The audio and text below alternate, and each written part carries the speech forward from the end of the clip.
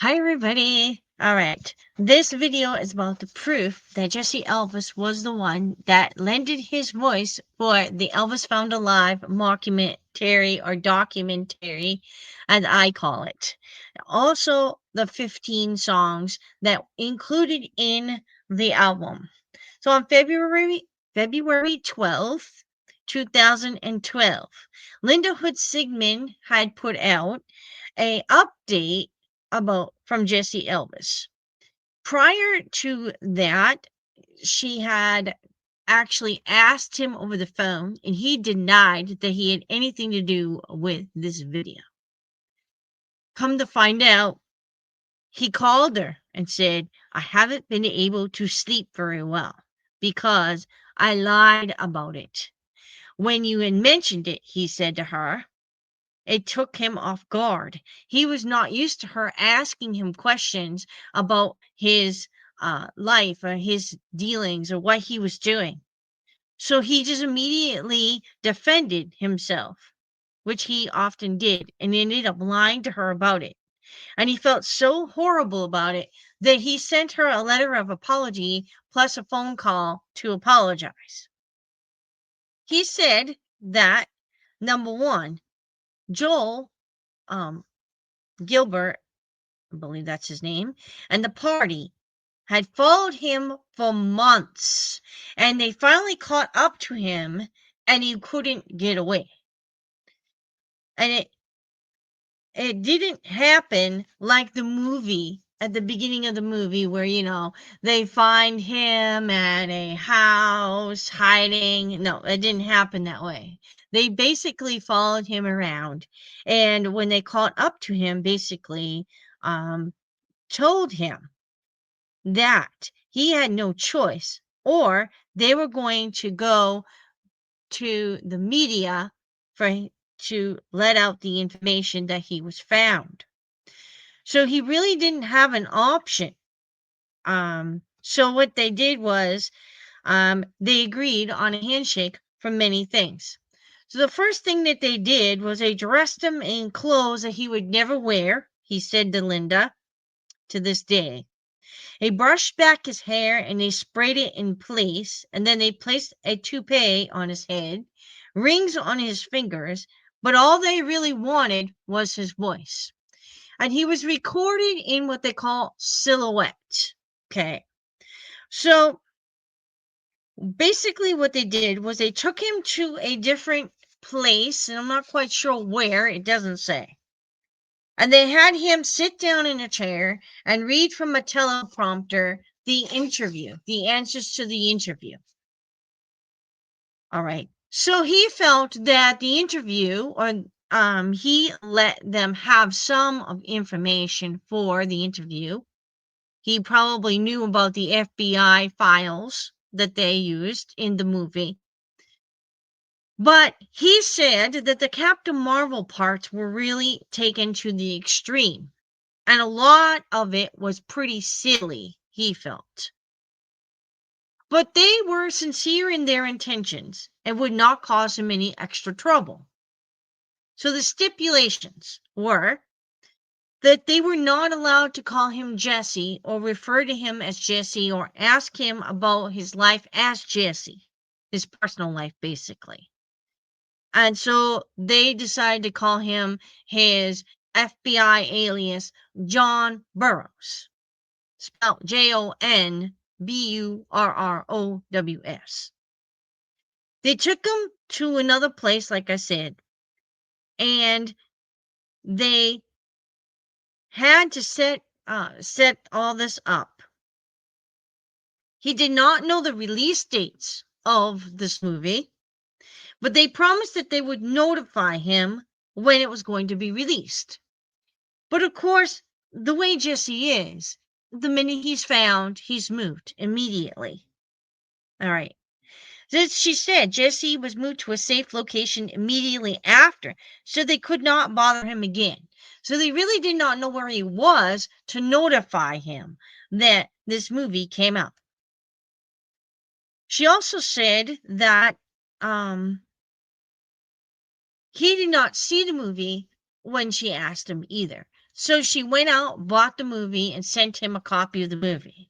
After he watched the movie, he was really upset about many things. First of all, he didn't like the way they altered the interview because of his stuttering. And they altered his interview and they cut out all the stuttering. They got frustrated. They were impatient with him, he said, because of his stuttering. And when he stutters, he tends to slow down when he talks so he could talk easily without a stutter and without the so he could well thought out. All right. So they really got frustrated with that. So they edited out a lot of his stuttering. They didn't get, and he was basically cornered, all right, into doing it. So, like I said, he said he was felt cornered. And if they didn't get what they want, they would expose him and reveal everything that happened. So in order to do that, he went along with this movie. Okay. So the other thing that really he told us that actually happened was Celeste Yarnell actually did meet him. The tears were real. She was not acting.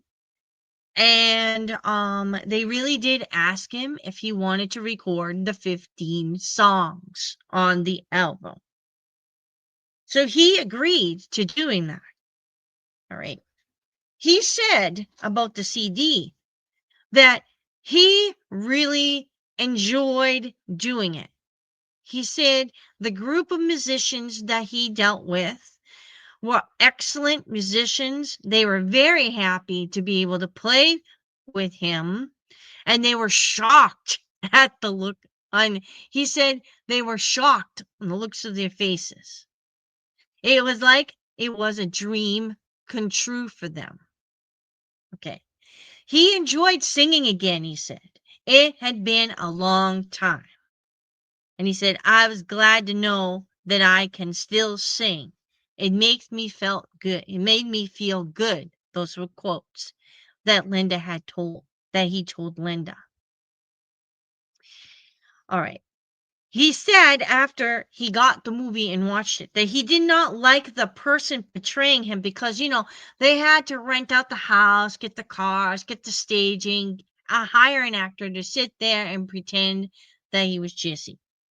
So I don't understand the junk here for me is that okay, so he was shot in silhouette, he had rings on his fingers and an outfit he would never wear, but yet they hired an actor. So I'm not quite sure exactly why they hired the actor, but I think it was the fact that maybe to make it more realistic, because to have Celeste Yarnell hug him or whatever, there had to be somebody there, right? To take a picture of him, which I guess he never got, or they were told that they could not keep the picture. So what they did was when they hired the actor, of course, they pretended they took a picture.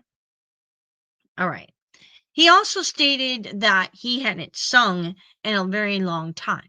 So, of course, some of the recordings that you hear on this Elvis Found Alive album, his voice is a little bit hoarse in some ways. Okay.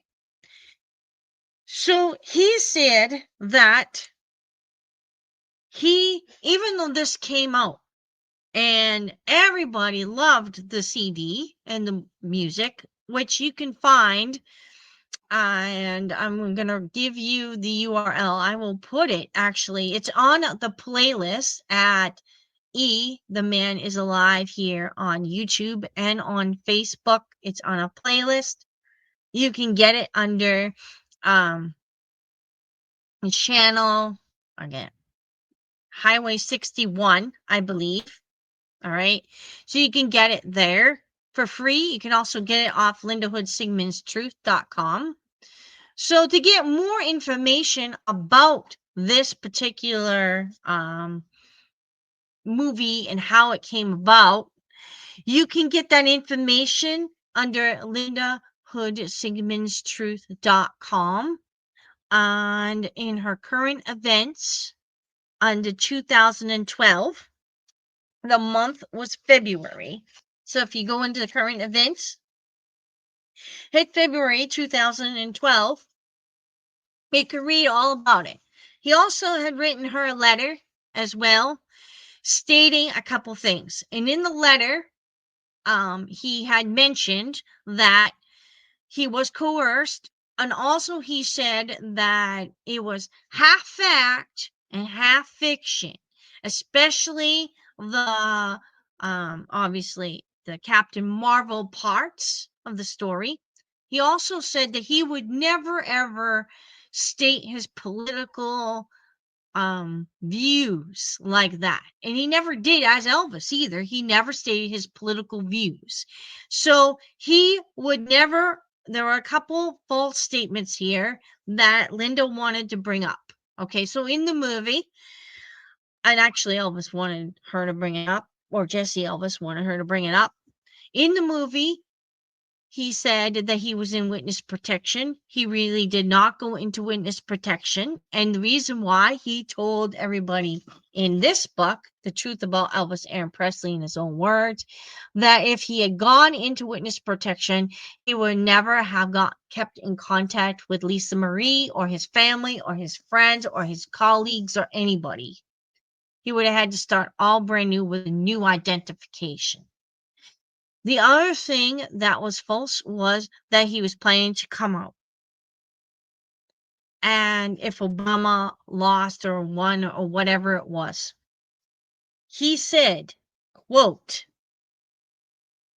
that I want to continue to live my life as Jesse in private. And I have no desire to have a public life again. So he also stated to her in April of 2012 that upon his death, there will be a DVD released. It's 8 minutes and 35 seconds long, and it will prove everything. So I'm not quite sure exactly what's on that DVD or whatever. I wish it'd be a little bit longer than that, but maybe he felt because it was covered in multiple books and this movie here and his Truth About Elvis Aaron Presley in his own words, that he didn't need to put a whole lot of information in it. So she also mentions that the songs look when when he sings the dance, he says looking back. It sounds just like it when he says looking back in the pieces of my life as Elvis. There's another song on Orion where he says looking back. It sounds exactly the same way. And there's a song, Sivle Nora, when he's saying looking back. Actually, there's a song looking back in Spelling on the Stone. There's a song where he says looking back, and these all sound exactly the same to me. The other thing is that she said the comparisons in the songs, like the singing of Do You Know Who I Am, sound exactly like Elvis's version, except older. And of course, to me, it sounds exactly like Sivle Nora's version. So what I'm going to do is just play a little clip of Do You Know Who I Am? And then I'm going to sign off. If you guys like this information, subscribe to the channel, favorite, like, and share it. And you guys have a good day. God bless y'all. And I will see you soon. Bye.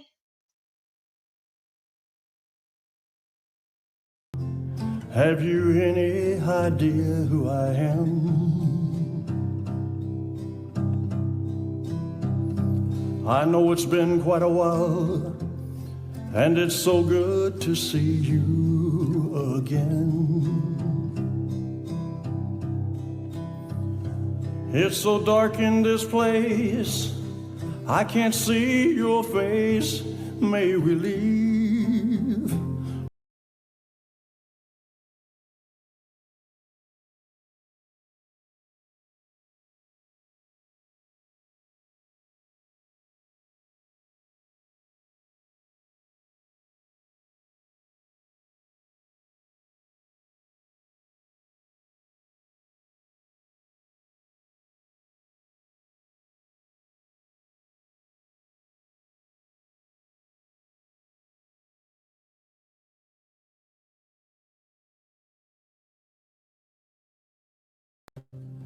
Do you know who I am?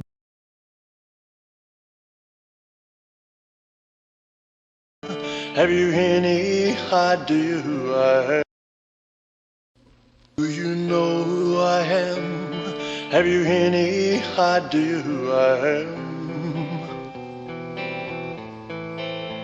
I know it's been quite a while, and it's so good to see you again.